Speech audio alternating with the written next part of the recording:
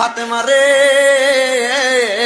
ও ফাতেমা, আমি তোমার কাছে একটা খবর জানাইতে চাই। ও আব্বাজান, আপনি কি খবর জানাইবেন? আপনার কাছে জানতে চাই। মাইয়ারা তো বাবারে বেশি ভালোবাসে, ছেলেরা মারে বেশি ভালোবাসে। ফাতেমা চোখের পানি ছেড়ে কয়, বাবা, ও বাবা, আপনি কি বলবেন বলেন না রে আব্বা। এতদিন হয়ে গেছে, আপনি তো আমার কোনো কথা বলেন না। অসুস্থ অবস্থায় আপনি আপনার হুজরা মুবারকের মধ্যে শুয়ে থাকেন।